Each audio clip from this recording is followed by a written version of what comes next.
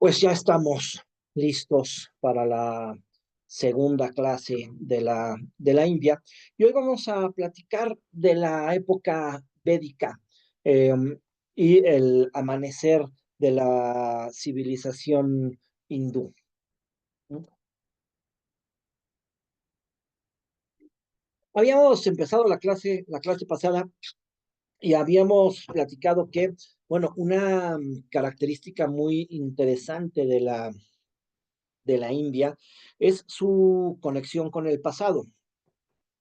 Es que realmente nosotros podemos analizar la India milenaria y resulta que pues es demasiado similar a la India moderna, ¿no? O sea, obviamente, sobre todo cuando lo que estamos hablando respecto a costumbres, rituales, creencias, religiones, y todo este tipo de aspectos, ¿no?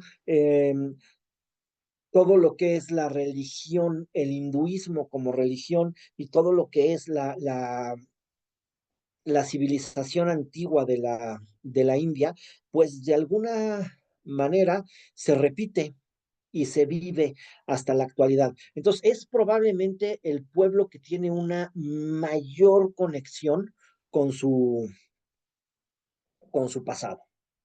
Es probablemente el pueblo que más conectado está con su religión antigua, con su sistema antiguo, con sus rituales, con aspectos de la vida que se repiten, ¿no? Por ejemplo, un concepto que vamos a ver al ratito, los nómadas milenarios que viven en la India desde la época védica y que los seguimos viviendo en los desiertos de la India el día de hoy de una manera muy similar a como vivían hace 2000 años.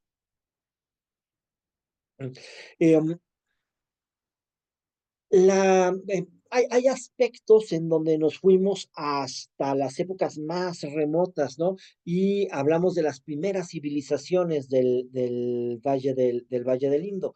Y de estas primeras civilizaciones del Valle del Indo, ya vemos surgir algunos aspectos importantes, pero digamos que el momento cumbre, el momento en el que nosotros podemos hablar del nacimiento de la civilización hindú, ya tal como lo empezaríamos o como lo podríamos seguir viendo el día de hoy, estaríamos hablando ya de la época védica. La época védica es el nuevo amanecer de la India y es este momento en el que, pues, de alguna manera, se crea esta India, se crea esta civilización que sigue conectada hasta, hasta el día de hoy de una manera muy interesante. Habíamos dicho también que el habitante de la India sería indio, ¿no? Y que cuando hablamos de hindú, en realidad no hablamos del habitante de la India. Claro que hay una unión geográfica intrínseca, ¿verdad? Pero en realidad cuando hablamos de hindú, hablamos de hinduismo, hablamos de un concepto religioso. En la India conviven varias religiones, pero claramente la religión dominante de la India es el hinduismo. Y además, el hinduismo tiene una característica interesante, es la religión de los 1000 dioses, es la religión que todo lo acepta.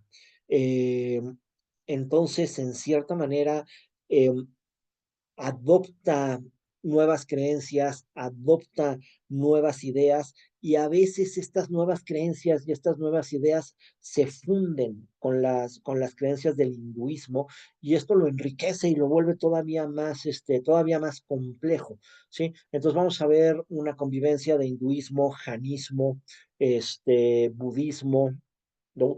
Incluso después cristianismo, e incluso cuando el Islam llegue a la India, va a ser un Islam de características muy diferentes al, al Islam que siempre hemos conocido. ¿Por qué? Porque se junta este concepto de aceptación y incluso el Islam toma elementos hindús y estos elementos hindús hacen que la India tenga un Islam diferente al Islam del resto del mundo. Todavía hoy no vamos a hablar del Islam como tal, pero es muy interesante este concepto, porque de alguna manera la India va absorbiendo, va absorbiendo, va absorbiendo y va aceptando, y entonces tiene pues toda esta mezcla. Eso es lo que le permite esta vinculación tan interesante con un pasado arcaico, o mezclado con una vida moderna. Obviamente, ¿no? La India, obviamente en la India están las ciudades más modernas con todo tipo de rascacielos, los mejores programadores probablemente en la India. Es una de las economías emergentes más fuertes del planeta, formando parte del famosísimo BRIC. Vamos, no es en ningún momento un país que pudiéramos considerar un país atrasado o un país perdido en el pasado. Sin embargo, sí es un país con una intimísima conexión con este pasado. Habíamos platicado de los primeros habitantes del subcontinente indio también, eh, y habíamos visto que, bueno, claro, la primera migración que entra al subcontinente indio, viene directamente de África, ¿no? Cuando el Homo sapiens sapiens se convierte en un personaje en perpetua y continua migración, este, pues uno de los primeros lugares que habita es la India, ¿no? No es lo mismo el Homo sapiens sapiens, que es este ser en continua migración, no es un nómada, es un ser en continua migración. La diferencia con los nómadas, el nómada funciona como funcionan los animales, ¿no? O sea, viven en una región y dentro de esa región se mueven permanentemente en base a los cambios de los climas, en base a las sequías y lluvias, pero básicamente el ser nómada es un ser que se mueve en un círculo dentro de una región. El Homo sapiens sapiens es un ser en permanente migración, porque lo que sucede es que se sale de África, se va yendo, se va yendo, se va yendo y nunca regresa, ¿no? Y esto genera, claro, migraciones y más migraciones, ¿no? Y lugares en donde empieza a llegar el Homo sapiens sapiens, que después otra vez empezarán a llegar nuevos pueblos. O sea, realmente hay una migración y hay una mezcla permanente que no se ha podido estudiar con claridad en realidad. Ahora que tenemos pues todo el estudio y que cada vez le hacemos más caso al ADN, pues nos vamos dando cuenta de que en realidad las mezclas son mucho más antiguas de lo que podríamos pensar, y que pues casi todos los pueblos se van relacionando en más de una ocasión. Incluso hoy sabemos que tenemos por ahí todavía un 2% de mezcla con los neandertales, o sea que el Homo sapiens sapiens incluso se mezcló con otras especies de primates superiores, aunque al final el Homo sapiens sapiens es el único que sobrevivió, ¿no?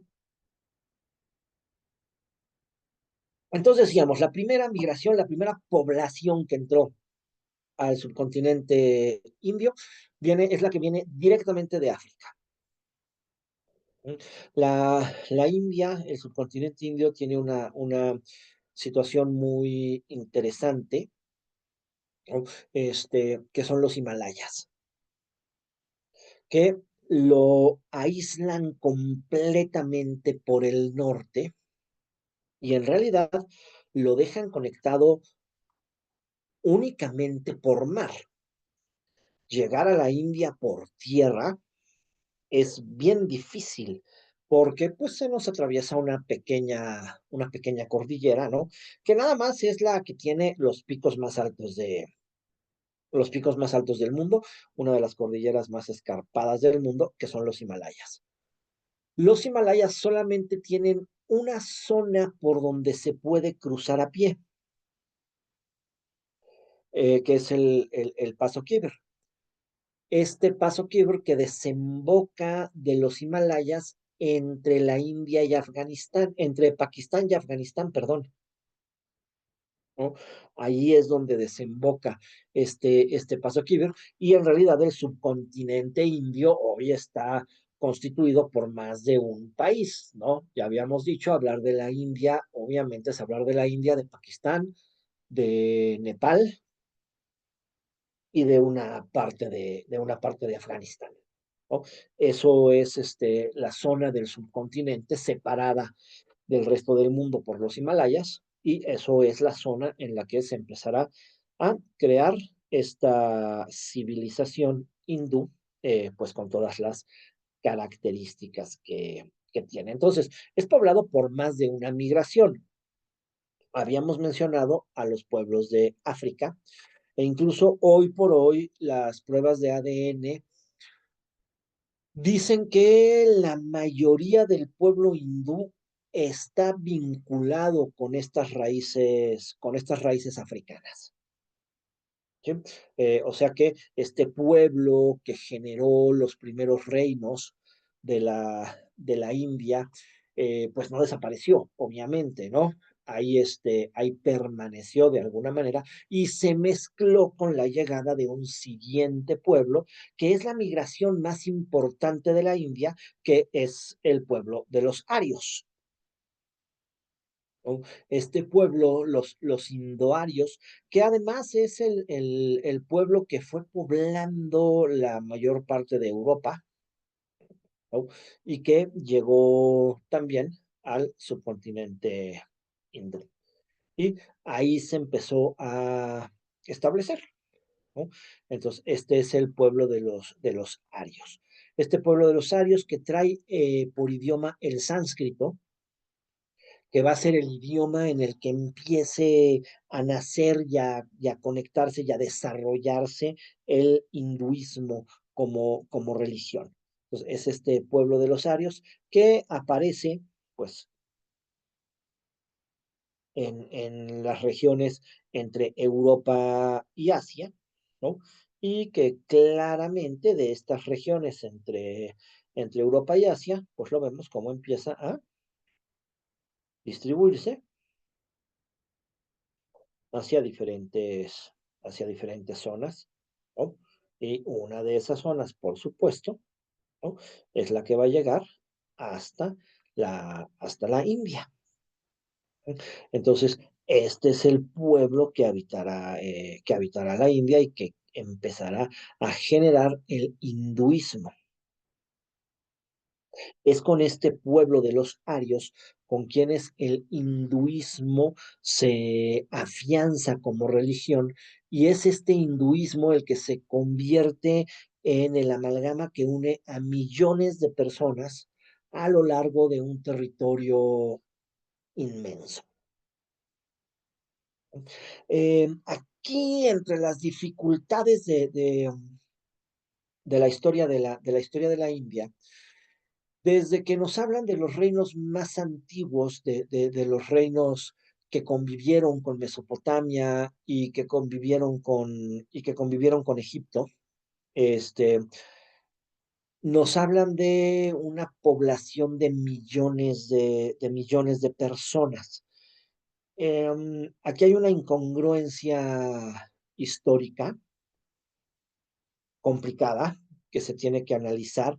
Y es la misma incongruencia histórica, dato curioso, es la misma incongruencia histórica que cuando nos hablan de los pueblos indios de México, de los pueblos originarios de México, cuando llegan los españoles, y nos hablan de una población de 10 millones de 10 millones de habitantes y nos hablan de una mortandad de no sé qué cantidad brutal de millones. Y lo mismo con la India, nos hablan de una población de millones de habitantes. Esto es una incongruencia histórica. Esto es una incongruencia histórica y tiene que buscarse y entenderse la solución. La incongruencia histórica es muy clara. La edad de piedra no da para poblaciones de millones de personas. Este, es imposible hablar de pueblos con poblaciones de millones de personas si estamos hablando de la edad de piedra.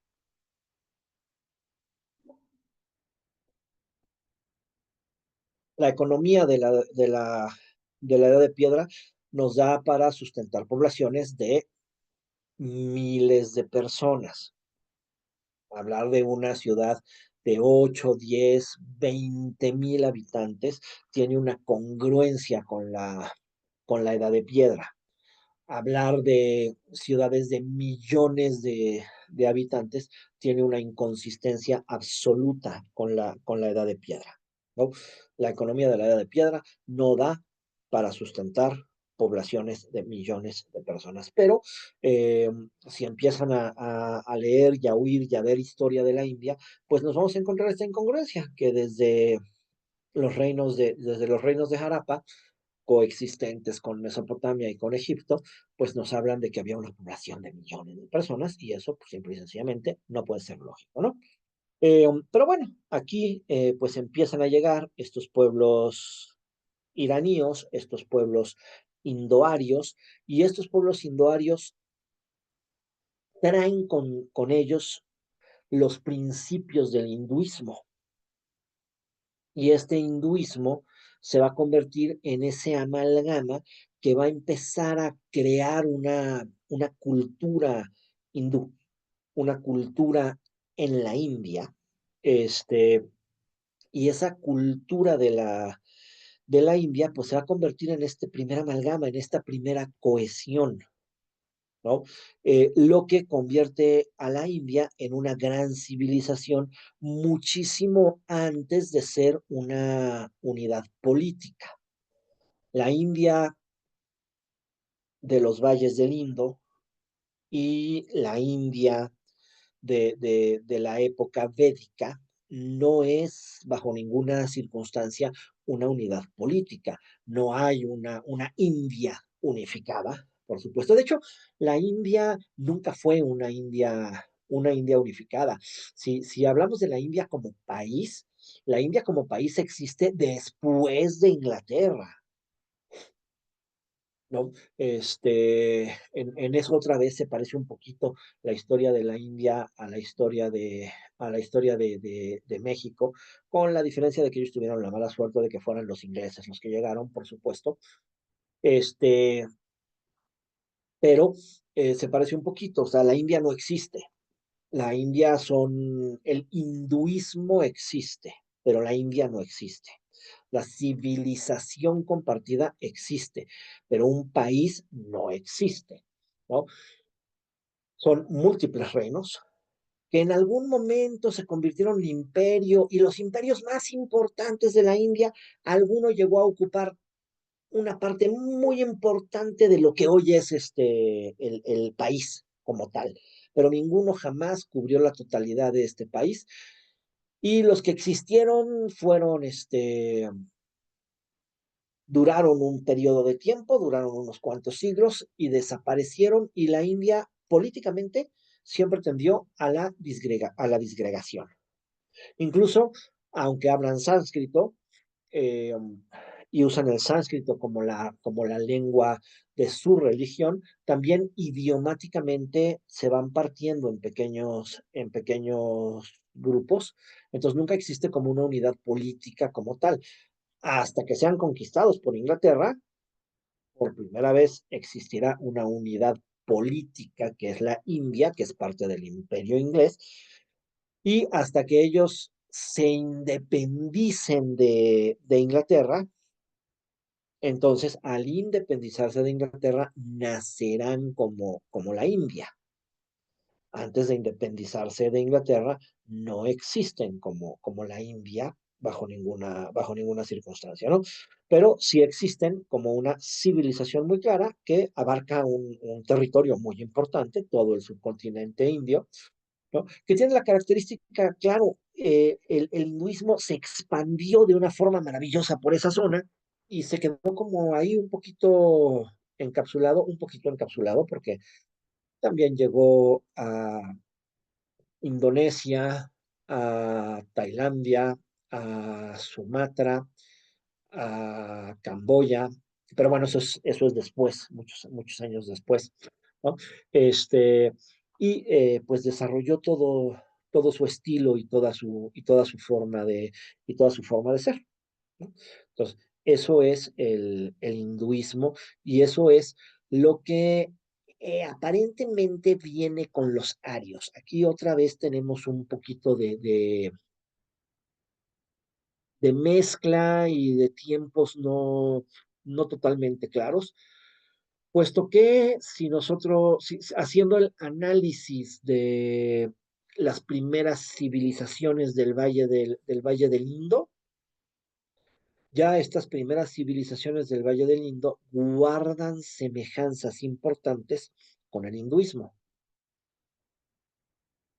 aunque definitivamente los Vedas, que son la base máxima del hinduismo, pues llegaron con los pueblos arios y llegaron y se establecieron en la India con estos pueblos. Entonces es muy probable que los pueblos indoarios trajeran una parte importante de estos conceptos del hinduismo, pero definitivamente también tomaron de la tierra a la que llegaron, ¿no? Si se acuerdan, cuando hablamos la clase pasada de los pueblos de los valles del Indo, ya encontramos en un sello a un ser que se parece a Shiva,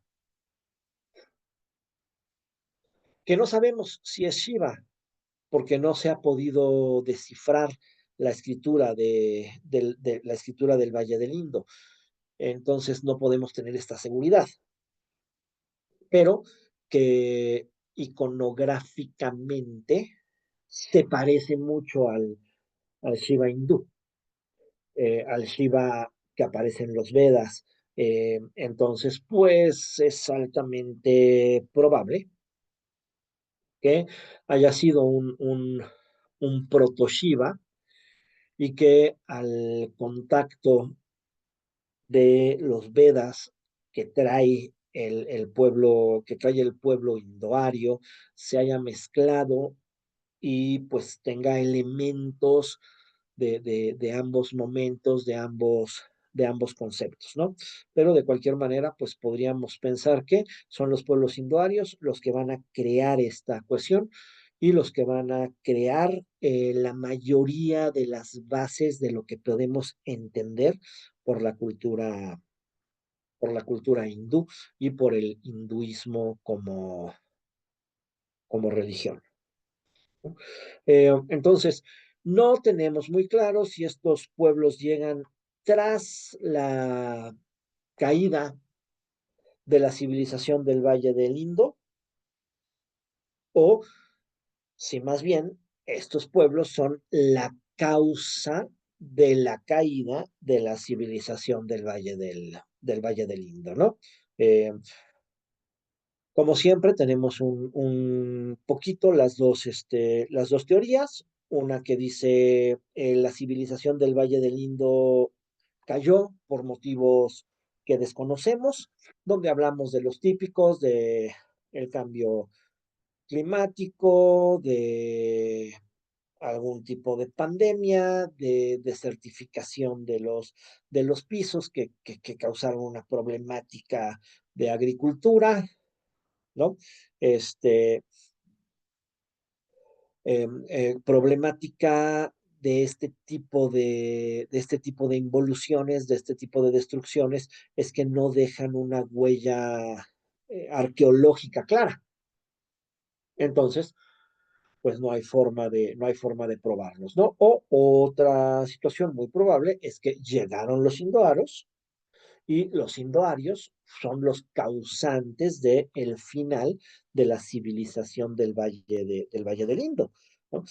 De hecho, pues pueblos que, y si nos guiamos por el ADN, nos deja muy claro que esto es cierto, pueblos que llegaron y se mezclaron con los pueblos que ya estaban ahí, que trajeron su cultura propia y que tomaron de la cultura de los pueblos que ya estaban ahí. Y entonces, pues es también muy probable que hayan sido estos pueblos indoarios los que de alguna manera terminaron con la civilización del Valle del Indo. No a partir de un enfrentamiento violento, sino a partir de una influencia extranjera que llega en grupos muy grandes y que pues más que nada lo que va sucediendo es que se va comiendo a a la civilización anterior, ¿no? De cualquier forma, el momento en el que podemos hablar de esta época védica es más o menos entre los años 1500 y 500 antes de Cristo.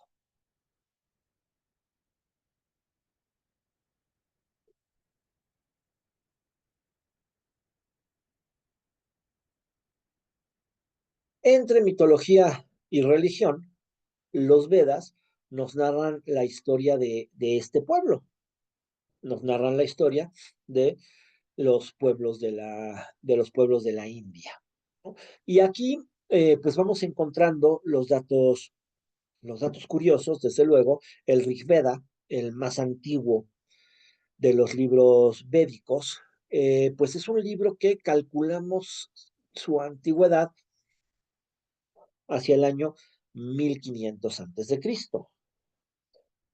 Si calculamos esta antigüedad hacia el año 1500 antes de Cristo, pues una característica importante es que en el subcontinente indio no hay caballos y no hay carruajes.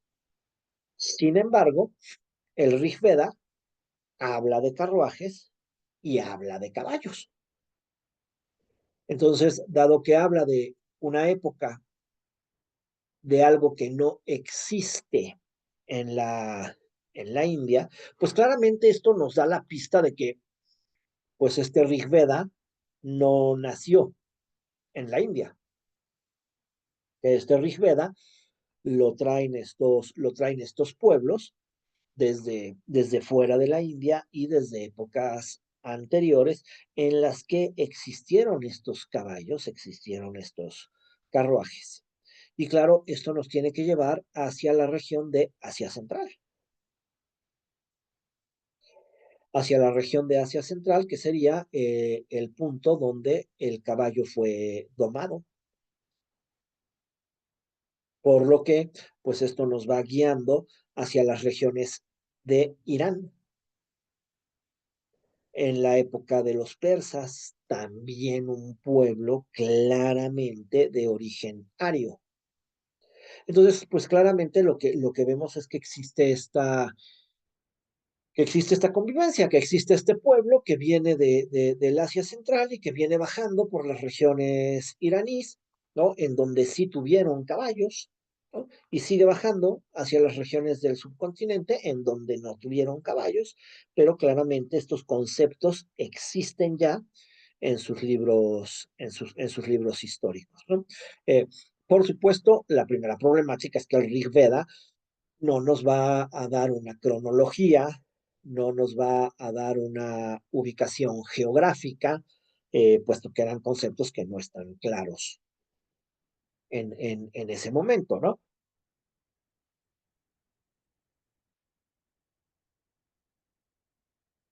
Y que por supuesto no habla no habla de historia, no habla de historia como tal. El Rig Veda habla de una época y un lugar en donde los humanos convivían con los dioses.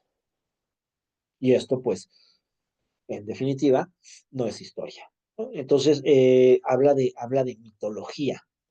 Claro, esta mitología que trae inmersa en su mitología la historia del pueblo hindú, ¿no?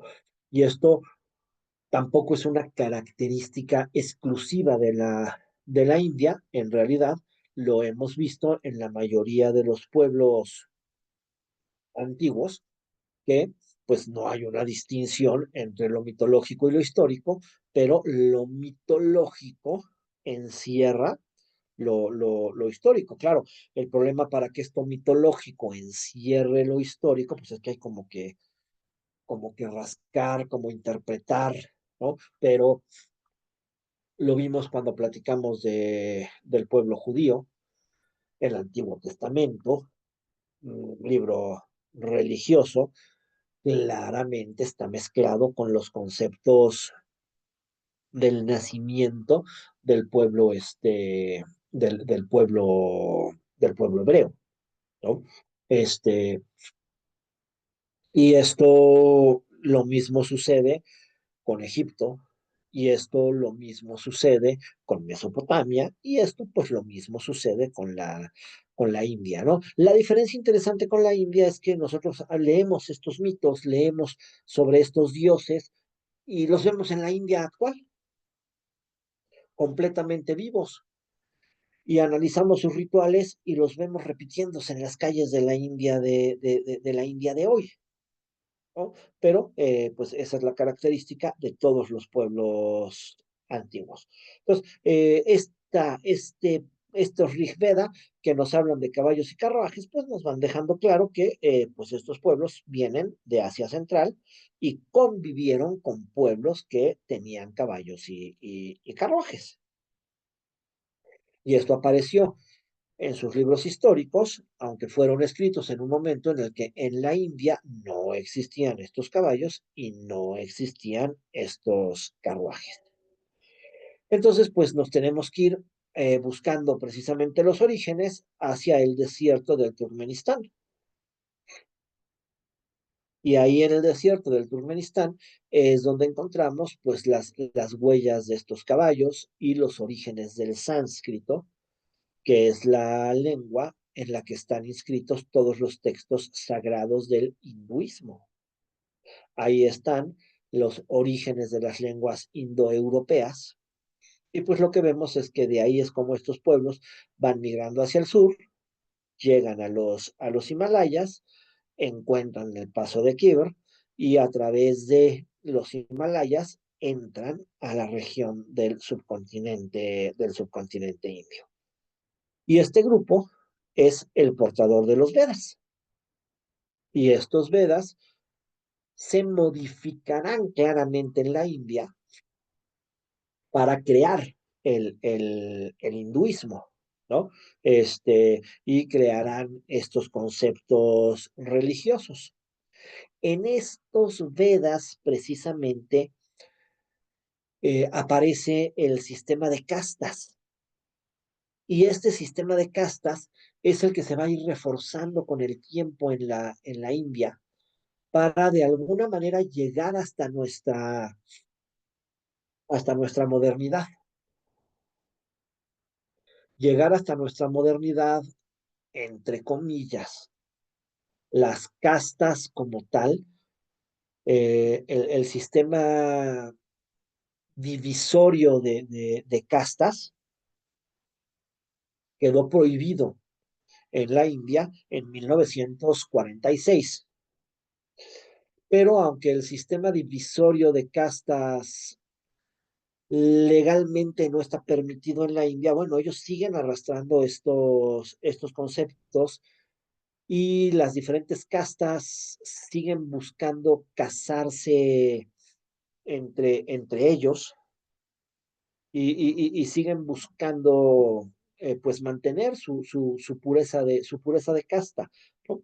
Tanto las castas más altas como las castas más bajas, siguen buscando mantener esta pureza de castas. Claro, lo que se rompió ya claramente es la situación social en la que no puede una casta inferior desempeñar papeles, sin ir muy lejos. Los últimos dos presidentes de la India provienen de las castas de los intocables,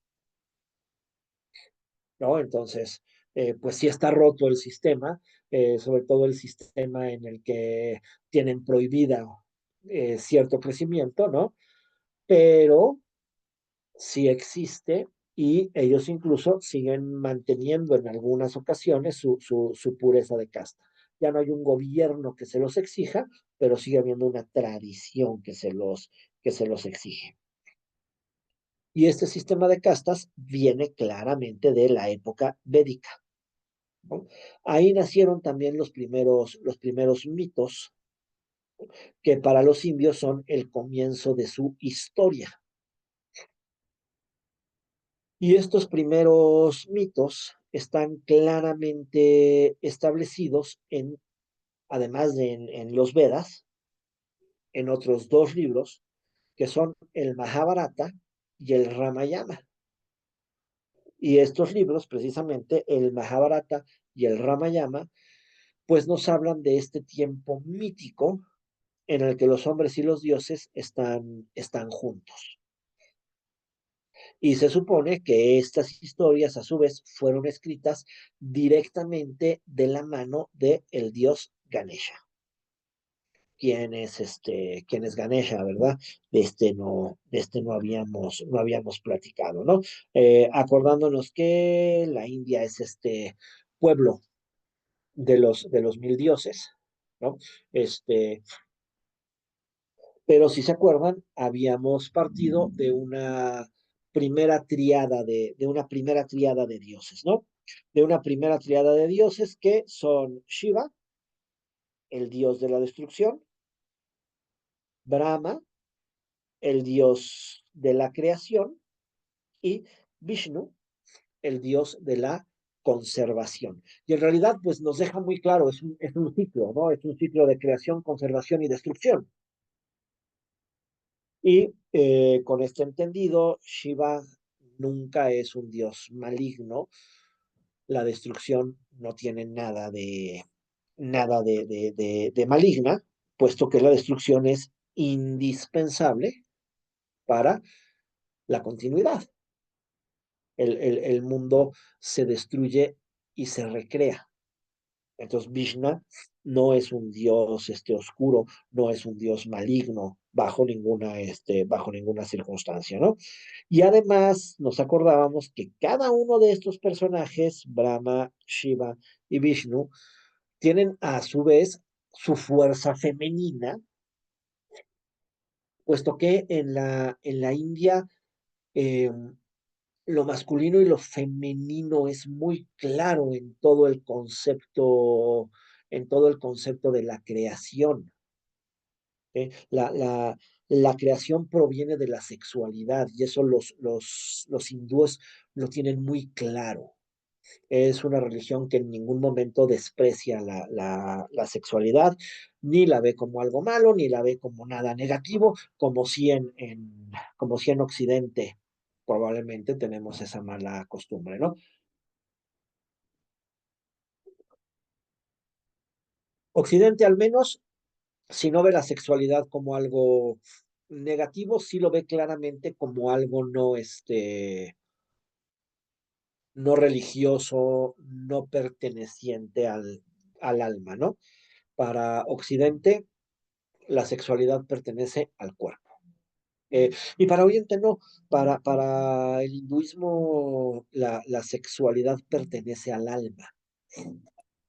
Entonces, todo Dios tiene su deidad femenina, porque es indispensable para que estos dioses funcionen, para que exista la creación, pues la dualidad masculino-femenina, sin la cual no hay creación. Entonces, tenemos tres dioses con sus respectivas tres diosas, y luego acuérdense con sus múltiples avatars, o sea, hace diferentes apariciones de de los mismos dioses.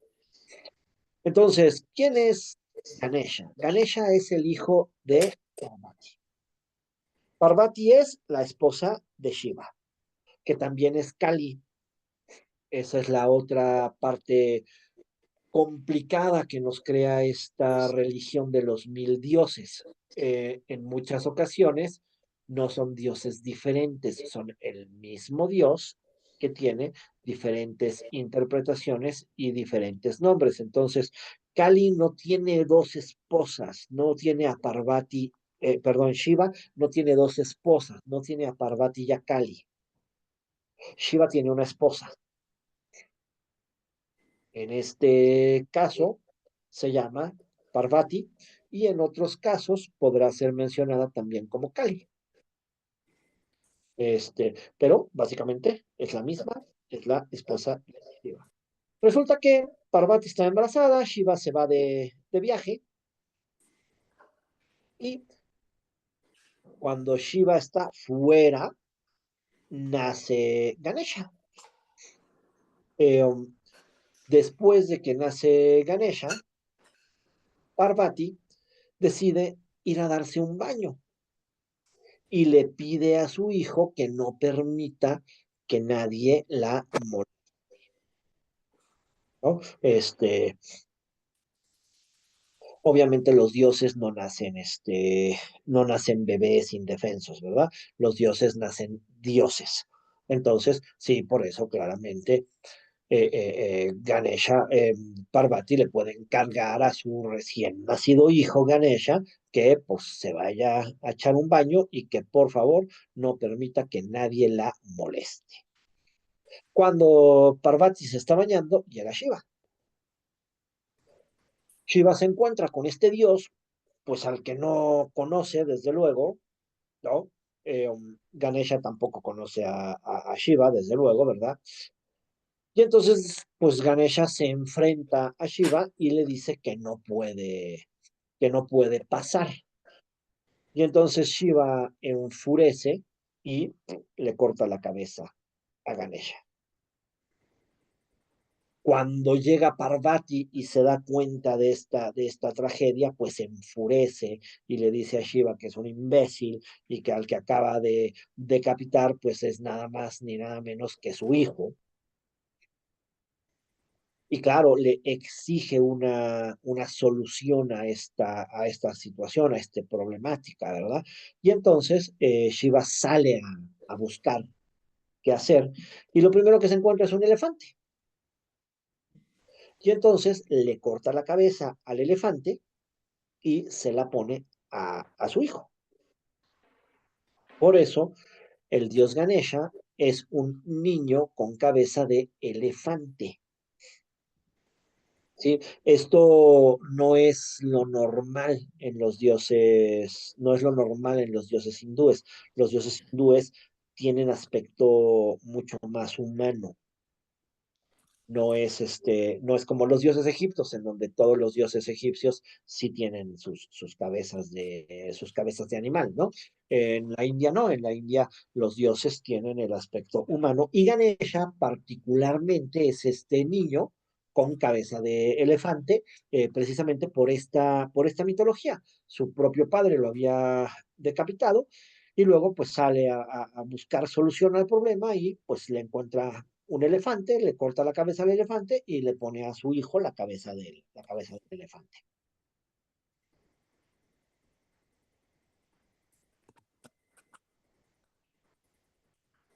Este dios Ganesha se va a convertir en el dios en el dios de los poetas, en el dios de los escritores. Ganesha es la inspiración de los grandes poetas. Ganesha ayuda a los grandes poetas y precisamente pues Ganesha ayudó a los hombres a escribir el Mahabharata, que es el poema épico que narra el origen del pueblo hindú. Es uno de los mitos interesantes, por cierto, es que para que el Mahabharata pudiera quedar en todo su esplendor, era indispensable que Ganesha no pudiera descansar durante su escritura. La escritura tiene que ser continua y corrida. Entonces, en un momento en el que Ganesha se queda sin una pluma para seguir escribiendo, para no interrumpir la escritura, se arranca un pedazo de su propio colmillo y con ese colmillo continúa escribiendo el Mahabharata.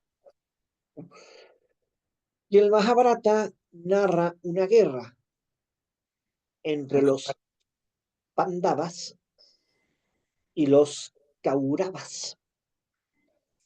No sabemos quiénes son estos pueblos.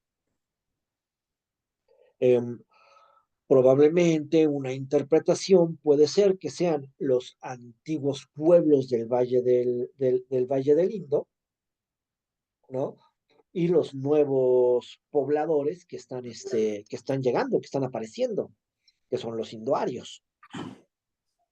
Pero de cualquier forma, pues es una guerra mítica, no es una guerra histórica, es una guerra en la que participan estos grupos, en la que participan los dioses, ¿no?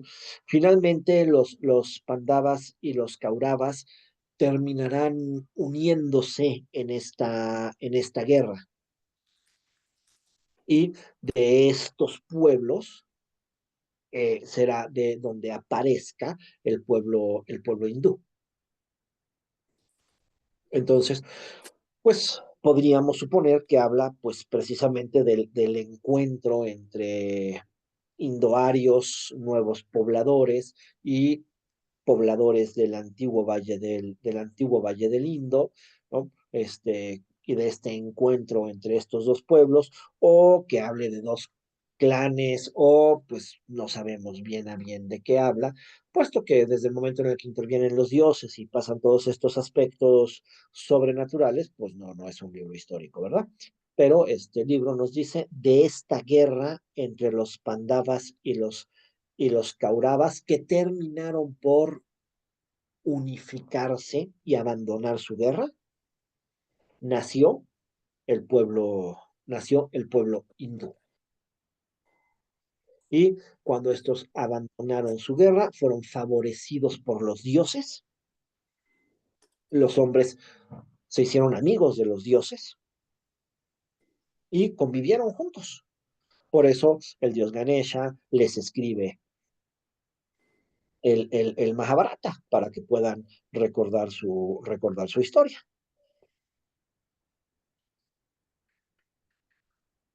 El Ramayana, por su parte, habla de una guerra más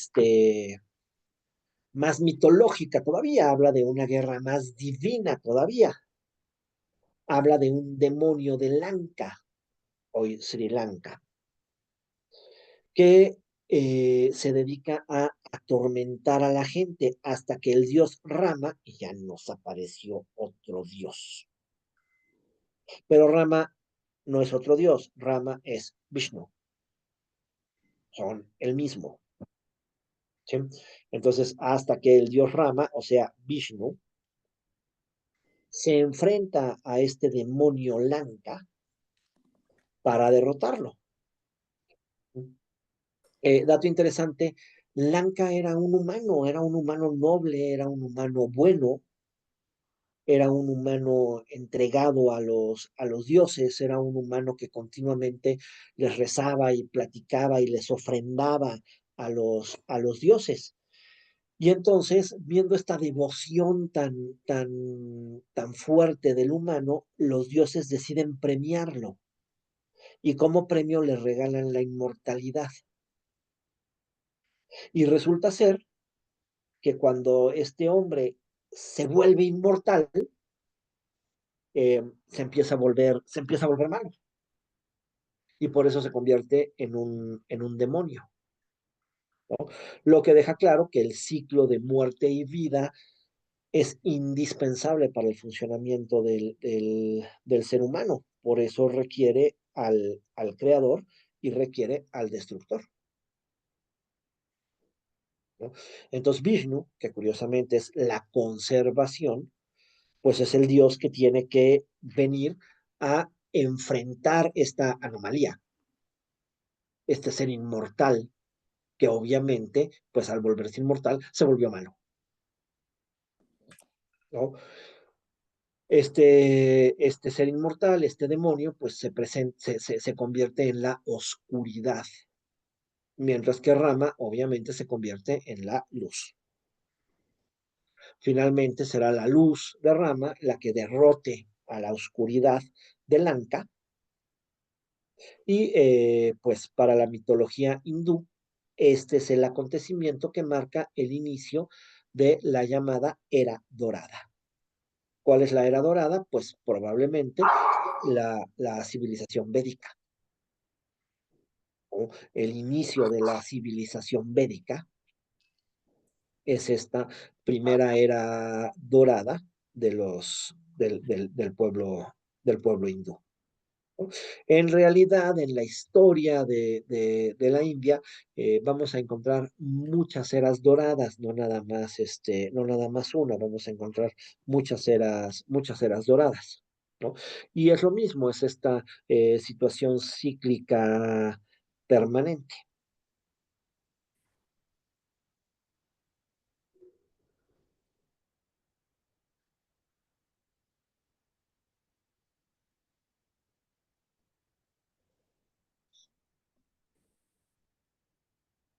Más o menos por ahí es por donde empiezan a aparecer estos pueblos. Este, esta, Estos pueblos védicos se establecen inicialmente en la región del Punjab, ¿no? Y dependen principalmente de una economía pastoril basada en el ganado, que es su principal sustento económico y obvio, también es un símbolo de estatus y riqueza, ¿no? Tener ganado implica estatus y riqueza, ¿sí? Su principal sustento es el ganado, lógicamente, es un pueblo que proviene de las regiones desérticas. Los pueblos que provienen de estas regiones desérticas tienen una natural tendencia a ser pueblos seminómadas. O sea, ya no son cazadores recolectores, ya superaron esa etapa del cazador recolector, ya pasaron a un siguiente momento, que es el momento del seminómada. El seminómada es un pueblo que ya tiene la capacidad de crianza, por ende ya no tiene que ser un cazador recolector, pero sus rebaños siguen dependiendo del ciclo natural. Entonces, por eso son pueblos seminómadas. Se mueven junto con su ganado. Tienen que llevar el ganado a las regiones fértiles, tienen que moverse cuando llegan los periodos de sequía, tienen que venir persiguiendo las lluvias, etcétera, ¿no? Eh, Llegan a la región del Punjab y de la región del Punjab van a moverse ya hacia la zona del Ganges. Cuando estos pueblos se muevan hacia la zona del Ganges, pues entonces aprenderán a cultivar. Con el Ganges se permite el desarrollo de la agricultura y con esto pues ya claramente la aparición de comunidades mucho más organizadas. Y entonces ya veremos claramente aparecer al pueblo indoario, al pueblo que va a escribir los Vedas, ya asentándose en las llanuras de el Ganges y convirtiéndose en un pueblo de pastores y agricultores. Claro, en el momento en el que hay agricultura ya no hay que andarse paseando con los rebaños, ¿verdad? Tanto el humano como sus animales, pues ya tienen esta situación de poder depender de la agricultura para su subsistencia. Entonces ya aparecen comunidades más organizadas. La vaca sagrada este concepto del hinduismo que adora a la vaca, para el que la vaca es sagrada, viene de estos pueblos. Definitivamente, sí, la vaca es sagrada para ellos. No quiere decir que no críen vacas, sí crían vacas, nada más que la vaca no es comida. La vaca da leche, la leche ¿no? Bueno, da queso y el queso da mantequilla. Y estos productos derivados derivados de la leche son productos sagrados, son productos alimenticios sagrados. ¿Sí? Y el más sagrado de todos ellos es la mantequilla clarificada.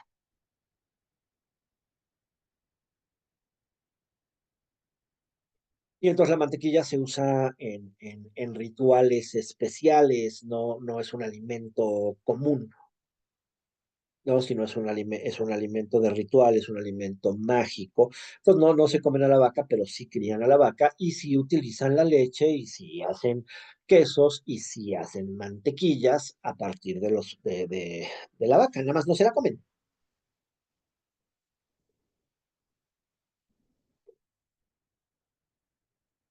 Tampoco es un pueblo vegetariano, ni vegano, ni ninguna de esas, ni ninguna de esas cosas. No comen vaca, pero sí comen cordero. Entonces, bueno, o sea, de que comen carnes, ¿no? Eh, y pues es este pueblo que viene de un pueblo básicamente ganadero, ¿no? Que se vuelve también un pueblo agricultor cuando llega a las regiones del Ganges y pues empieza, a partir de ese momento, empieza a crear una comunidad organizada, una comunidad estratificada. Si se acuerdan, cuando platicamos de los pueblos del Valle del Indo, una característica muy interesante de los pueblos del Valle del Indo es que parece que no hay una jerarquía muy importante y parece que no hay un concepto religioso que dé jerarquía. Esto se termina con los Vedas, ¿no? Ya a partir de la existencia de los Vedas, vamos a ver claramente que va a aparecer un pueblo en donde sí hay estratos sociales. Vamos, de hecho, nos vamos de un extremo al otro, ¿no? Las civilizaciones del Valle del Indo eran civilizaciones muy igualitarias y las civilizaciones védicas no. Las civilizaciones védicas creen en este concepto de las castas y las castas provienen del propio Dios Brahma, y por ende el hindú no tiene deseo de pertenecer a donde no pertenece, ¿sí? Entonces, las castas viven conformes con pertenecer a su casta, ¿no? Para ellos, el deseo de pertenecer a donde no pertenecen sería un deseo de violar la voluntad de los dioses y no tienen ningún deseo de violar la voluntad de los dioses. Y esto es bien interesante porque para las religiones derivadas del hinduismo,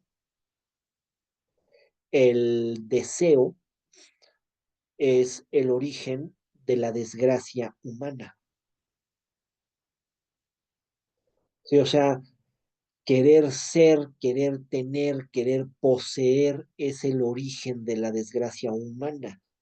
Por eso ellos están muy conformes con sus castas. No necesitan tener lo que no tienen y no necesitan ser lo que no son. Y por eso no se pueden casar entre castas, porque sería romper con este ciclo, romper con este círculo de la voluntad de los dioses, y pues no, sería intentar ser lo que no se es, y eso no, no tiene por qué suceder porque es el origen mismo de la desgracia. Este, bueno, Entonces, el término védico claramente proviene de los Vedas, desde luego, que son estos textos antiguos de la tradición hindú y es un tesoro invaluable para entender este pasado, para entender estas filosofías. Están conspilados en sánscrito, ¿no? Y pues no son únicamente una fuente religiosa, también son a su vez un registro histórico y cultural. Son cuatro. El más antiguo es el Rig Veda. Es una colección de más de 1000 himnos dedicados a deidades y fenómenos naturales.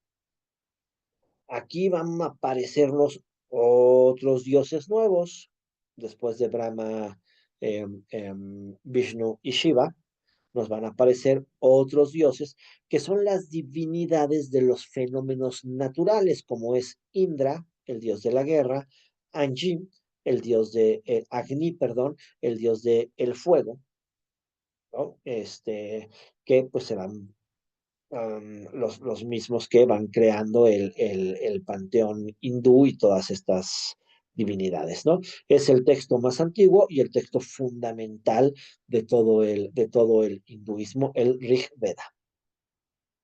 Después está el Yajurveda, que describe los rituales y los sacrificios realizados para mantener la conexión con los dioses. Aquí un elemento bien interesante, este libro, Yajurveda, además de, bueno, entre estos rituales y sacrificios, describe la forma de vida. Y curiosamente, esta forma de vida está íntimamente relacionada con la medicina preventiva. Y entonces, hoy por hoy, el Ayurveda es además el libro de la salud. ¿Sí? Otro concepto interesante, para ellos uno de los errores más terribles que tiene Occidente es que utilizamos la medicina curativa. O sea, ya que surgió el mal, pues ahora vemos qué hacemos. Y el Ayurveda no, el Ayurveda precisamente lo que nos habla es de la forma correcta de vida, de la forma correcta de alimentación, del equilibrio corporal espiritual, de los rituales que nos ayudan a mantener la salud, no a curarnos, sino a mantener la salud. Entonces se ha vuelto un libro muy interesante e incluso pues se ha vuelto un libro ahora de ideas medicinales y ahora tenemos en Occidente médicos ayurvedas que nos hablan de la medicina, de la prevención y todo este tipo de rollos. Por si algún día oyen de la medicina ayurveda, viene del Yajurveda, que es el libro de los rituales y de los sacrificios y de la manera de vivir. ¿No? Luego vendrá el Samaveda, que contiene himnos destinados a ser cantados durante las ceremonias religiosas, y el Atharveda, que incluye encantamientos y prácticas mágicas, que pues refleja las creencias más populares de los hindús. Esos son los cuatro Vedas, ¿no? Y estos cuatro Vedas en realidad son el compendio del hinduismo como religión.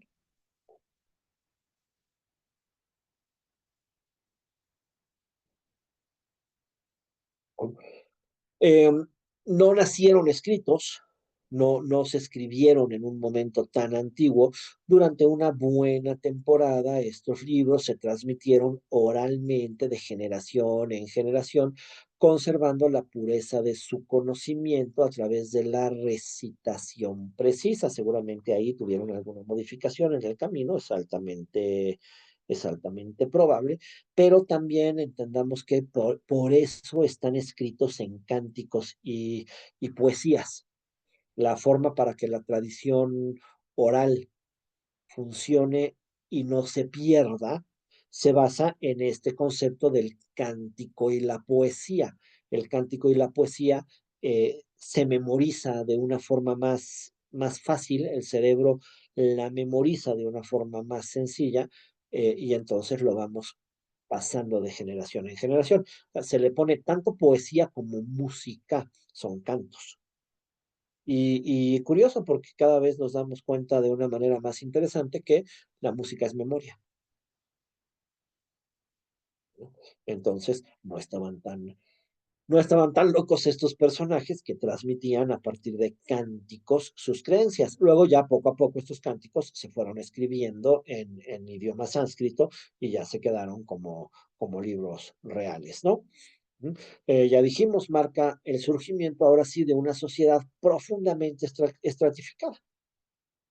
La religión y la vida cotidiana están intrínsecamente entrelazados, no se comprende la una sin la otra. Esta separación moderna en la que alguien puede decir que practica una religión, pero que no la practica, pues no cabe en los conceptos, no cabe en los conceptos antiguos, ¿no? La religión no es algo que se practique a ratos, la religión es la forma de vivir. Entonces, claramente, pues está profundamente relacionada la vida cotidiana con la religión. No hay manera de que sea de otra manera, ¿no? Y entonces, pues estos varnas, estas divisiones sociales, pues claramente están dentro de estos conceptos religiosos en los textos védicos, y entonces, pues no, no hay ni manera ni necesidad de cambiarlos. No hay ni manera ni necesidad de que esto sea diferente. Y esta sociedad principalmente se divide en 4 grupos. Hoy claramente relacionamos jerarquía social con dinero, otra situación que no necesariamente es así.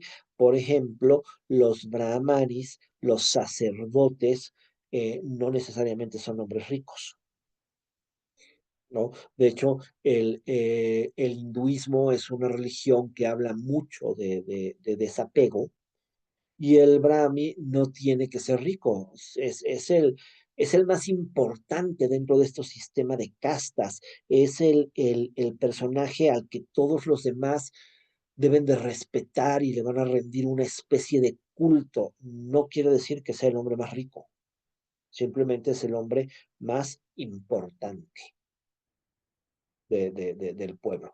Es el sabio, es el que entiende la religión, es el que profesa y es el que enseña la religión a los demás, ¿no? Son los sacerdotes y son los guardianes del conocimiento sagrado.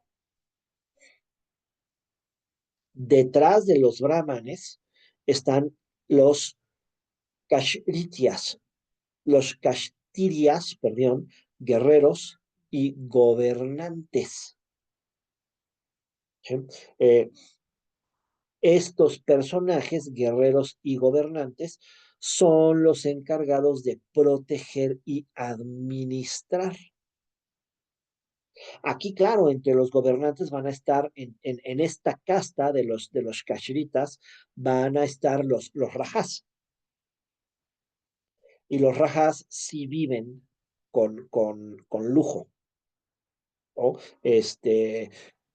Sí gobiernan y sí viven con lujo y viven con todo tipo de comodidad, ¿no? Los brahmanes no, los brahmanes viven en la incomodidad, no son necesariamente ricos. Los kashritas son una casta inferior al brahman. El kashrita le debe respeto y obediencia al brahman, que es el guardián del conocimiento, pero probablemente el kashrita viva mejor que el brahman. Y su chamba es proteger y administrar. Entonces son guerreros y son gobernantes. De hecho, por ejemplo, dato interesante, mientras en la dieta de los brahmanes la carne se considera innecesaria, En la dieta de los cacheritas, la carne se considera indispensable. Entonces comen mejor los cacheritas que los brahmas, ¿no? Por debajo de los cacheritas, y no necesariamente pobres, están los vaishyas. Los vaishyas, que son comerciantes y agricultores y que son los responsables de la economía. O sea que otra vez, un Vaishya, siendo la tercera casta, puede tener mucho dinero, ¿no? Son comerciantes y son agricultores y son los responsables de la economía, son los responsables de que el dinero fluya, son los responsables pues le dan una funcionalidad muy importante a la sociedad, ¿no? Sin comercio, pues claramente la sociedad se cae. Y los hindús son buenos comerciantes. Y finalmente están los shudras.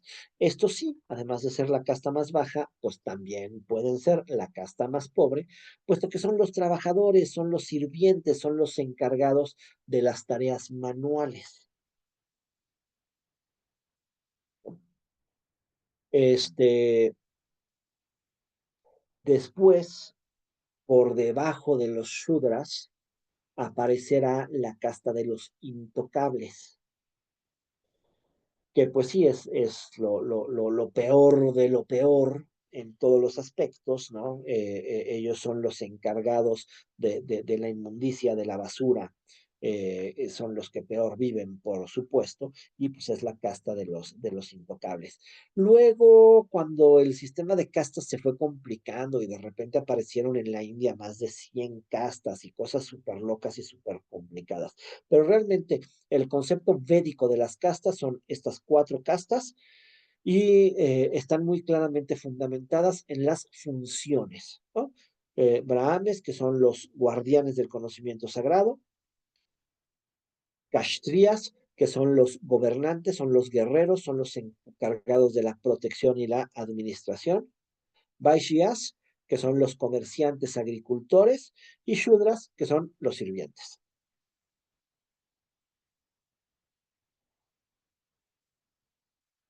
¿no? Eh, Estas funciones sí se basaron en roles y funciones, claro, y se fueron convirtiendo en un sistema jerárquico cada vez más rígido, ¿no? Y entonces se fue estableciendo, pues que no se podían casar entre castas, que los hijos de los brahmes serán brahmes, que los hijos de los shudras serán shudras, y no hay manera de cambiar esta situación, pero tampoco hay deseo de cambiar esta situación, porque el deseo es la causa de la desgracia para los humanos, ¿no? Fíjense, estos conceptos del hinduismo son claramente los mismos conceptos del budismo, porque el budismo nace en la India y nace del hinduismo. Y estos principios son los mismos principios que después tomará el janismo, porque el janismo nace en la India y toma los principios del hinduismo. Entonces, por eso son las religiones que nos hablan de no desear, de no, de no ambicionar. Básicamente, para Buda y para el hinduismo y para el janismo, lo que ellos dicen es: controla lo único que puedes controlar, y lo único que puedes controlar es tu mente. Entonces, controla lo único que puedes controlar, controla tu mente. Y a partir del control de tu mente, obtén una vida plena y feliz. Y esta vida plena y feliz se vive con la carencia de deseo. La carencia de deseo nos hace vivir plenamente. Esta sociedad védica temprana, pues es esencialmente, ya dijimos, tribal y pastoril, ¿no? Que después también agrícola, con una organización comunitaria que está liderada obviamente por un jefe perteneciente a la casta de los Kashritas, que se denomina Raja. De aquí nace el concepto del Raja hindú. Y sus rituales y ceremonias son esenciales para mantener la cohesión social, ¿no? El ganado, dijimos, desempeña un papel central, no solamente como una fuente de sustento, sino también claramente como un símbolo de riqueza.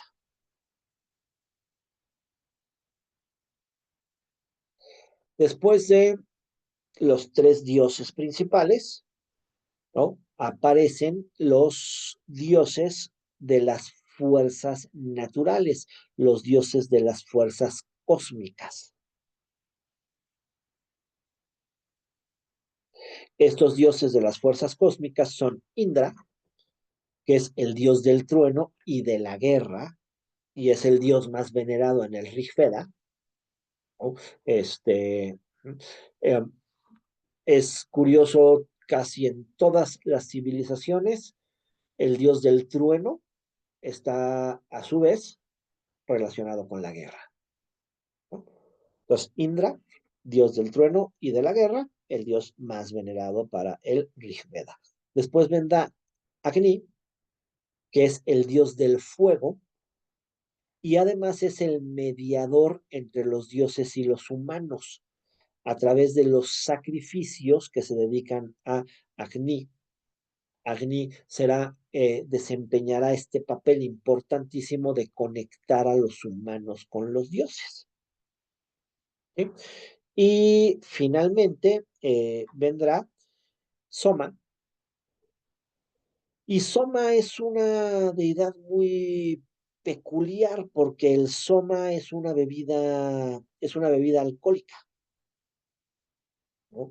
Entonces, Soma es el dios que les otorga a los hombres este elixir sagrado, que es el alcohol. Entonces, pues a partir de una buena borrachera, nos comunicamos con los dioses. Hay que a ver si un día organizamos una charla divina,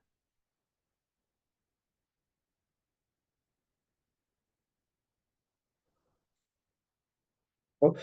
Y pues a partir de aquí, todos los sacrificios son estos conceptos para mantener la funcionalidad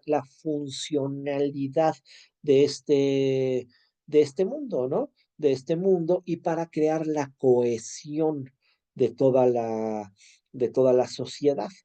El sacrificio, desde luego, es dirigido por los brahmes, guardianes del conocimiento y de la comunicación con la divinidad, ¿no? Pero hechos para que participe todo el pueblo.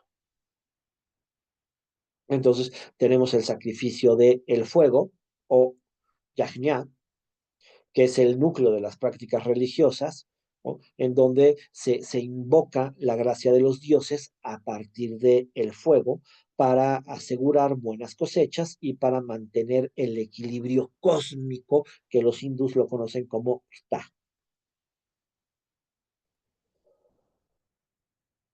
De los principios védicos básicos, poco a poco empezarán a evolucionar y hacia el final de la época védica empezará cada vez a nacer una filosofía más abstracta. Y esta filosofía más abstracta va a traer nuevos textos, que son los Upanishdas. Los Upanishdas son textos que exploran preguntas profundas sobre el alma y el universo. El alma, que es el Atman, y el universo, que es el Brahman, ¿no? Y esto va a empezar a sentar todas las bases del pensamiento filosófico hindú. Luego vamos a ver las diferentes escuelas del hinduismo, pero eso lo vamos a ver en otra clase, ¿no? Pero básicamente, pues todo el concepto del hinduismo está basado en esta comunicación con lo divino, en esta interacción con lo divino a través del sacrificio, que ayuda a que el mundo siga funcionando, ¿no? Y entonces esta es la época védica que ya trasciende y que es lo que vemos en la vida de la India moderna, ¿no? Una religión y una espiritualidad que se siguen manejando de forma muy similar, que siguen siendo reverenciados como escrituras sagradas, ¿no? La mayoría de los rituales védicos se siguen utilizando en las ceremonias hindúes actuales, ¿no? El idioma y literatura de los Vedas, que es el sánscrito, que se introduce durante esta época y que se convirtió en la lengua clásica de la India y de ahí devienen muchísimas religiones, perdón, muchísimas lenguas modernas, ¿no? Del sánscrito nacen los idiomas indoeuropeos. Y del sánscrito nace la multiplicidad de lenguas hindús. Su sistema social, que es el sistema de castas, que claramente está establecido los Vedas mismos, prohibido en la actualidad como un régimen estricto de gobierno, pero claramente practicado a partir de la tradición del hinduismo, ¿no? Los conceptos desarrollados en los Upanishads tienen además un impacto global muy importante y influyen en tradiciones modernas como el yoga y la meditación. De hecho, el yoga en realidad es una de las 6 escuelas del hinduismo, ¿no? Hoy consideramos el yoga como una técnica de meditación, o incluso hay quien lo considera simplemente como un deporte, ¿no? A partir de las posiciones del yoga, el cuerpo se ejercita y se fortalece, y ciertamente a partir de la práctica del yoga hay quien logra unos cuerpazos increíbles, ¿no? Pero el yoga no es ejercicio, en realidad, el yoga es una técnica, es una escuela del hinduismo que nos lleva a utilizar las posiciones del cuerpo para tener una mejor meditación para podernos comunicar con los dioses, ¿no? El hinduismo se basa mucho en la conexión entre entre el cuerpo y lo divino, entre el Brahman y el Atman, para llegar a una vida plena, ¿no? Entonces, toda la sociedad pues se va consolidando de esta manera, ¿no? Basada en los Vedas. Todos los cimientos culturales, sociales y religiosos de la India moderna los encontramos claramente en los Vedas, ¿no? Todo está combinado, la espiritualidad no puede estar separada de la vida, religión y vida son una misma cosa, ¿no? Entonces, la jerarquización, la forma de vivir, cómo moverse, cómo caminar, cómo platicar, cómo comer, cómo alimentarse, todo está regido a partir de un concepto religioso, ¿no? La estructura jerárquica, que ya la repetimos mucho, ¿no? Y las clases sociales, que ya las habíamos analizado hace ratito, entonces pues tampoco tenemos necesidad de reanalizarlas.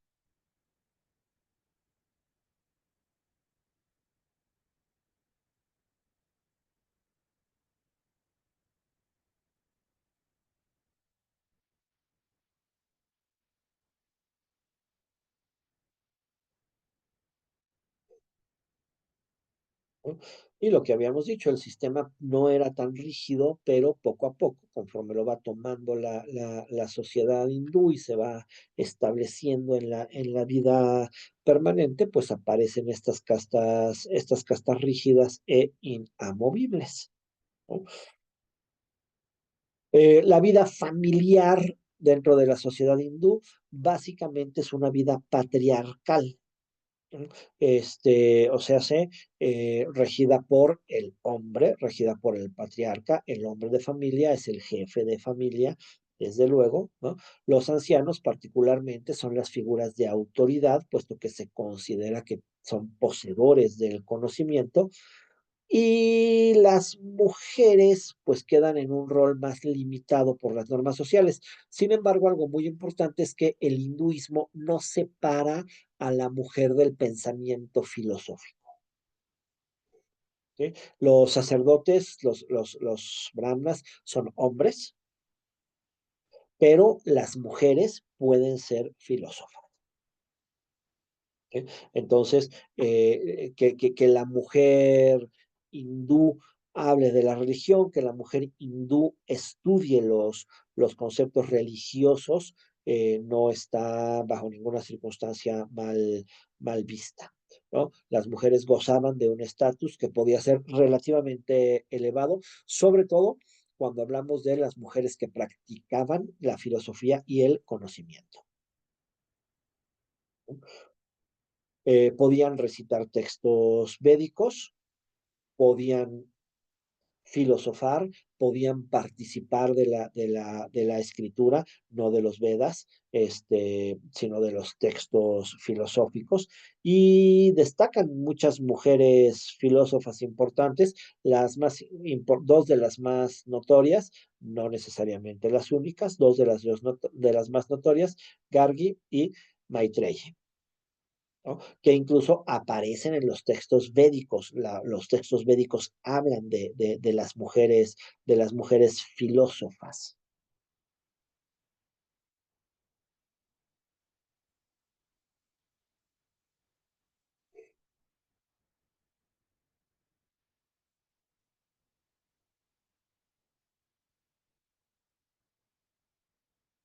Um, ya habíamos platicado del ganado como eje de su economía y ya me había yo adelantado a la diapositiva y les había hablado de la importancia de los productos lácteos, de la leche y de la mantequilla, que provienen de un animal sagrado, pero eso no quiere decir que el animal sagrado no se come el animal sagrado, pero que no se produzca el animal sagrado y se utilice para el beneficio del humano, pues obviamente no, ¿verdad? La vaca sí se ordeña, sí se preparan alimentos a partir de ella, ¿no? Y de la vaca se come, se vive. ¿No? Luego se convirtieron en agricultores y cultivaron cebada, arroz y mijo principalmente, y esto es lo que les permitió asentarse y que empezaron a aparecer los rajas.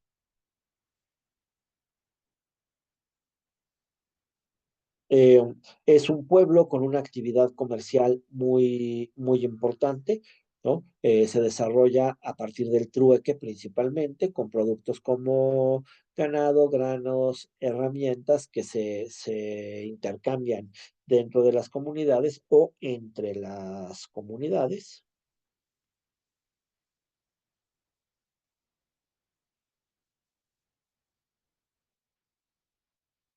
La vestimenta de estos pueblos védicos, los hombres usaban los dotis, que es una pieza de tela que se envuelve alrededor de la cintura, utilizaban el torso descubierto, y las mujeres llevaban saris, que desde tiempos muy antiguos son piezas hermosísimas. La India, siendo parte de la ruta de la seda, la India no produce seda, pero recibe seda y a partir de recibir seda, la trabaja con una belleza impresionante y los saris hindús se convirtieron en una pieza atesorada por el mundo, porque tenían y trabajaban la seda como casi nadie. Y es la vestimenta tradicional de la mujer hindú.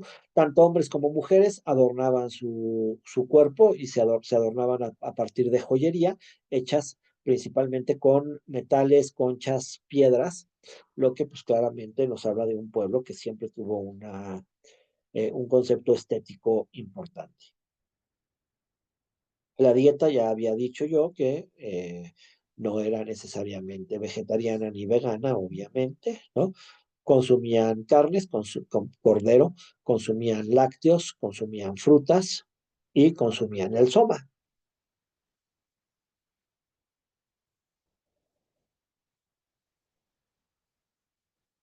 Y aquí quería llegar a los conceptos filosóficos que estábamos empezando a hablar hace poquito, que nacen después de los Vedas, nacen estos segundos libros religiosos que son los Upanishads, ¿no? Que es donde empieza a desarrollarse el concepto del alma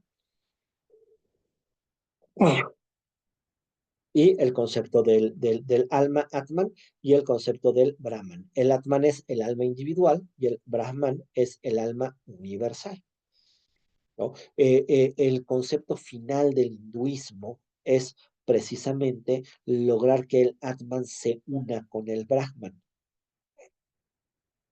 Mientras no logramos que el Atman se una con el Brahman, continuamos en un ciclo perpetuo de reencarnaciones. Y a lo que aspira el hinduismo es a lograr a partir del conocimiento esta unión entre el alma individual y el alma universal, y entonces este ser iluminado se une al concepto de alma universal y deja de reencarnar. Esto claramente sabemos, lo adoptó el budismo, ¿verdad? Upanishad quiere decir básicamente siéntate con atención. O sea, los Upanishads son los textos que debemos de sentarnos a escuchar, de sentarnos a analizar, y son las enseñanzas importantes del hindú, ¿no? Este, en ellos nace la doctrina del karma, que es esta doctrina de que lo que vamos haciendo, pues se va repitiendo en nuestra vida, ¿no? Y pues encontrar el sistema, el significado religioso, el significado cosmológico, pues es precisamente el trabajo de este karma, ¿no? A partir de, como dijimos, desarrollar un conocimiento.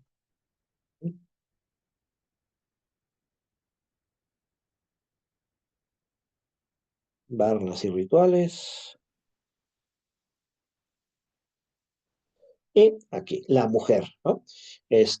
La mujer en la filosofía, Gargi y Maitreyi, mencionadas incluso en los textos védicos, que precisamente demuestra que la mujer puede ser filósofa, ¿no?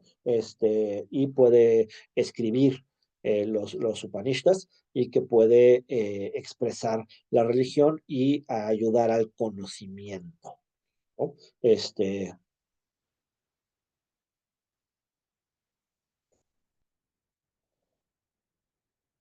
Estas dos sabias, pues, ayudan a desarrollar los conceptos del hinduismo, ¿no?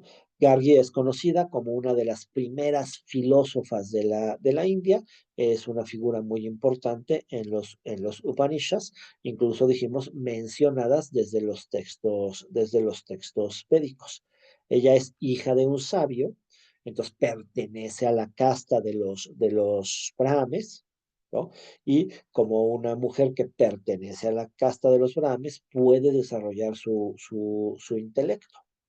No es su obligación, no es su función para un hombre que pertenezca a la casta de los brahmes. Desarrollar su intelecto es una obligación para una mujer que pertenezca a la casta. Su obligación es tener hijos, pero claramente su opción también es desarrollar el conocimiento y convertirse en filósofa.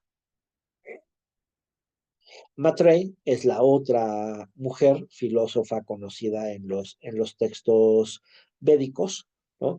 Y ella precisamente aquí nos muestra la diferencia entre una mujer X y una mujer que decide desarrollar el conocimiento, ¿no?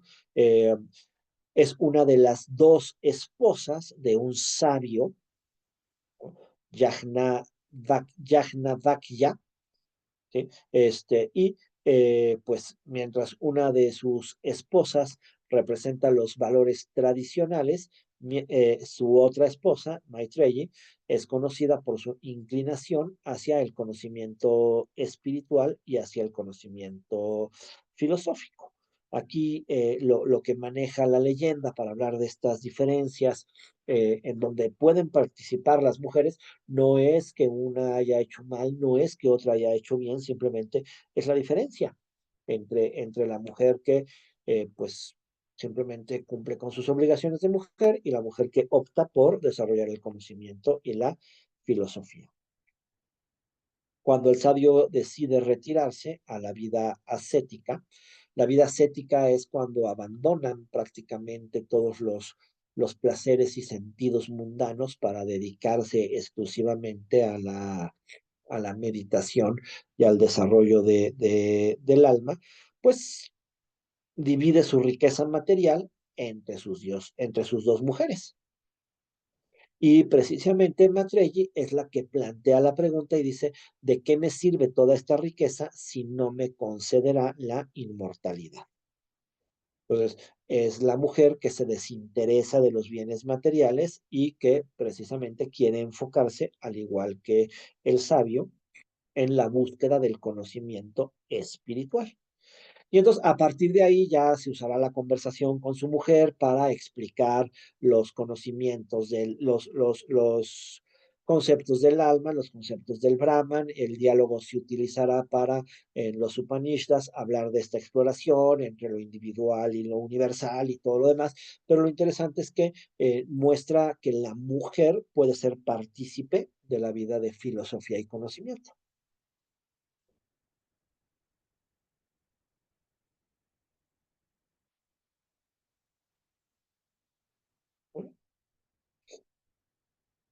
Ellas son las filósofas famosas, no quiere decir que son las únicas filósofas, ¿no? A partir de la Edad de Hierro, desde el año 1200 antes de Cristo al siglo 6 antes de Cristo, empiezan a surgir ya los primeros reinos y repúblicas en la India. Este, entre ellos aparecen el reino de Kuru, Panchala, Cosalá, Videha, pero vamos, esto no es que nos interese cada uno de estos reinos, sino cómo se va ya desarrollando a partir del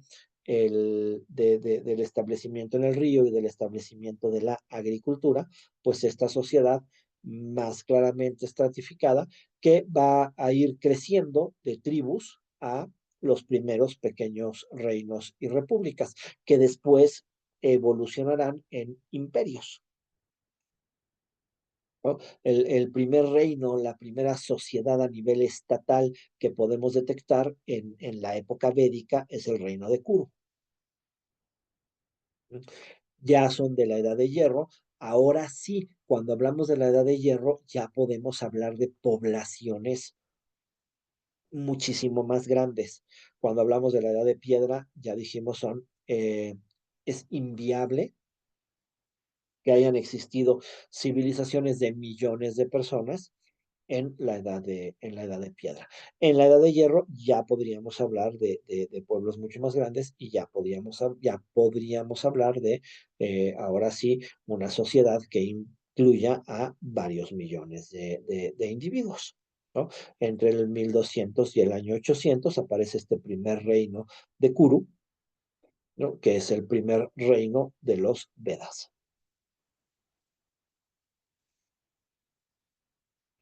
Y a partir del reino de Kuru es como los Vedas y todo el concepto religioso del hinduismo se va repartiendo por toda la India, ¿no? Y se va situando y se va yendo más al oriente y llega hasta Nepal,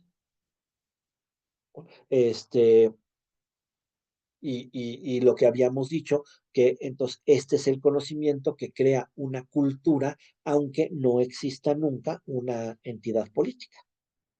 ¿No? Los diferentes reinos van creando filósofos importantes y va creciendo el conocimiento del hinduismo y llega a la totalidad de la India.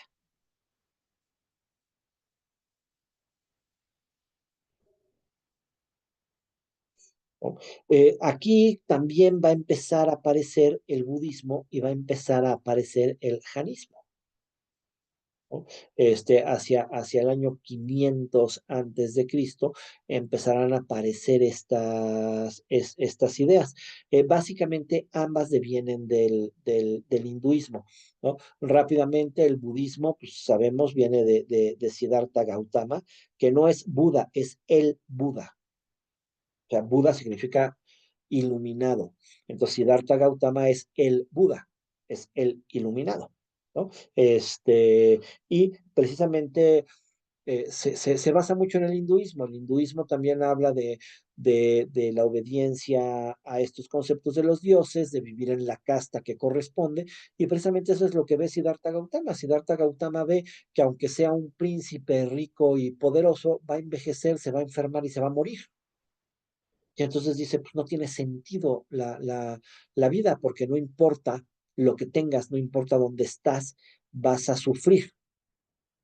Y entonces precisamente es donde él entiende y se convierte en el iluminado, que precisamente el no desear, el no atesorar eh, nada, ni siquiera la salud, es lo que le da la felicidad al humano. Por eso se convierte en el iluminado. Y por eso los budistas renuncian claramente a toda la vida mundana. Y del budismo viene el janismo. Y los janistas van más allá, los janistas son ascetas santones. El janismo es la religión del amor. El janismo dice que hay que amar a todo lo que existe y a todo lo que vive. Los janistas tienen prohibido matar y ellos sí son veganos, ¿no? Pero incluso su veganismo es bien complicado porque, por ejemplo, no pueden comer tubérculos, porque a la hora de desenterrar un tubérculo puedes matar a pequeños insectos. Entonces no pueden, su veganismo no les permite comer cualquier vegetal, únicamente vegetales que podemos tomar claramente de los árboles y que nos garanticen que no están matando a los insectos, ¿no? Incluso llegan al extremo de usar cubrebocas para proteger a los microorganismos. Ojo, no es para protegerse de los microorganismos, es para proteger a los microorganismos, ¿sí? Porque los respiras y te los respiras y los matas. Entonces, usan cubrebocas para no matar, ¿no? Esas son las dos religiones que se derivan del budismo y que se volverán muy importantes en la India, ¿no? Pero bueno, con estos reinos se va expandiendo la cultura védica, se va promoviendo la difusión del hinduismo. Estos reinos son los encargados de patrocinar a sus filósofos y a sus sacerdotes, ¿no?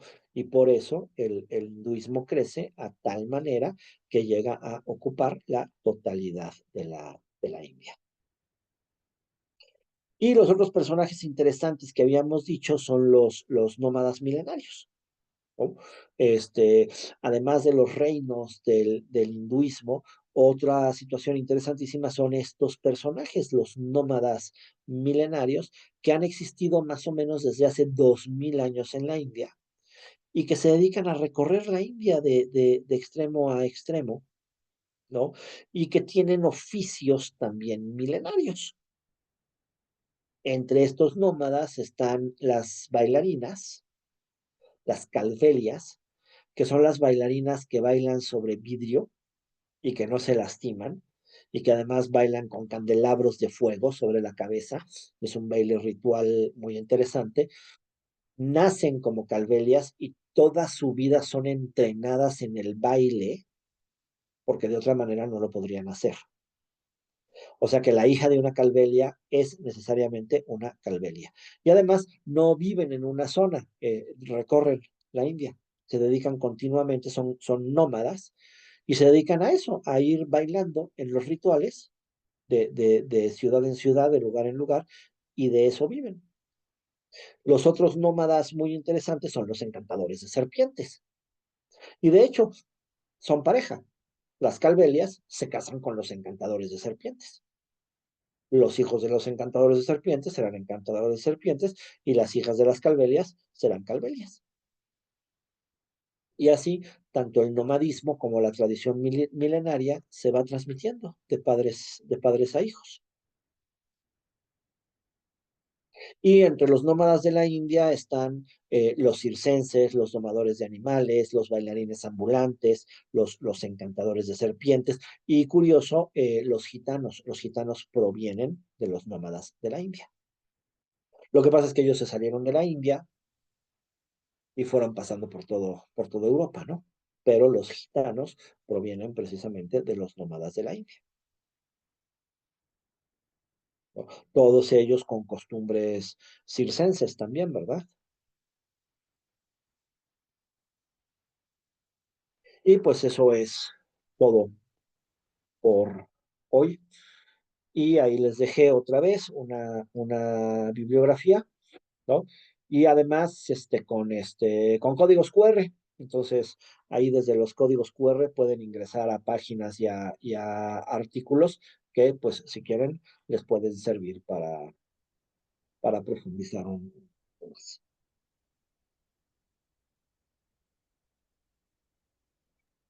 Gracias, profesor. Y pues hasta aquí Gracias. llegamos hoy. Espero.